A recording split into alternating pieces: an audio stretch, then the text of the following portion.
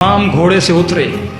अब्बास ने कहा, आका शायद आपकी सवारी थक गई है, आप मेरी सवारी पे सवार हुए। इमाम दूसरे घोड़े पर सवार हुए।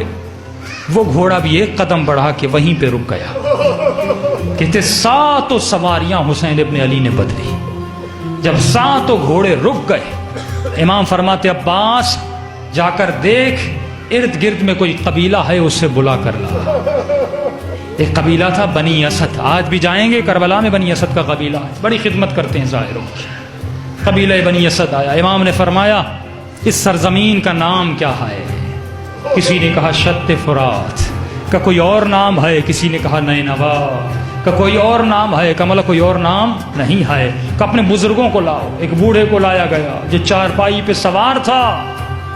इमाम ने कहा, बता इस सरजमीन का कोई और नाम है? कहते मौला हाँ, मैंने अपने बुजुर्गों से सुना था कि कहते थे इस सरजमी को कर्ब बलाओ भी कहते।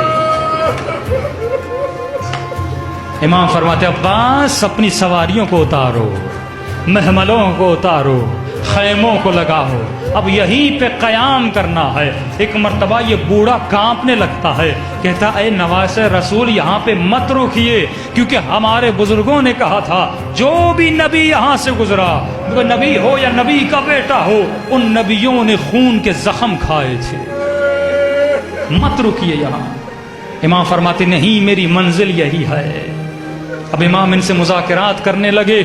जैसे जनाब ज़ैनब का खैमा लगा, एक मरतबा जनाब ज़ैनब ने जनाब फ़िज़्ज़ा को कहा, अम्मा फ़िज़्ज़ा जाकर हुसैन को बुला कर ला।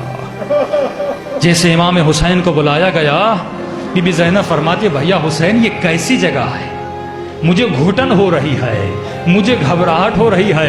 जब से मैं इस खैमे में आई हूं मुझे किसी बीबी के रोने की आवाज़ें आ रही। ये बीबी कौन है जो ज़ारो कतार हो रही है? इमाम हुसैन फरमाते, बहन ज़ैनब तूने आवाज़ को नहीं पहचाना? कब भैया आवाज़ जानी पहचानी लग रही है। कब बहन ज़ैनब हमारी अम्मा ज़हरा की आवाज़ है। ये वही मकाम है जहां पर मेरी गर्दन कटेगी, ये वही मकाम है जहां पर तेरी चादर लुटेगी। कब बहन ज़ैनब मुझे जाने दे, मैं बनी असद के कबीले से कुछ मुज़ाकरात करना चाहता हूं। इमाम आए मुज़ाकरात करने के लिए। कहा ऐ बनी असद, मैं तुम्हारी ये ज़मीन को खरीदना चाहता हूँ। कहा आका खरीदे क्यों? आप जितनी देर मेहमान रहना चाहते रहें। इमाम हुसैन फरमाते, नहीं नहीं, मैं कुछ देर के लिए नहीं आया, अब मुझे यहाँ पर क़यामत तक रहना है। दो वसीयतें की इमाम हुसैन ने, जिसके लिए मैंने ज़हमत की पूरा वाक़या सुनाया। एक वसीयत इमाम ने की जो मैं आशूर को सुनाऊंगा। मौला फरमाते हैं, जब हम कत्ल हो जाएं तो हमें दफन करने आना, एक एक मिट्टी का हाथ उठा के हमारी कब्रों पे डाल देना। लेकिन दूसरी वसीयत बड़ी अजीब है अज़ादारो, शियो। इस वसीयत में हुसैन ने अब्बास को याद नहीं किया, अकबर को याद नहीं किया, असगर को याद नहीं किया, कासिम को याद नहीं किया, ज़ैनब को याद नहीं किया।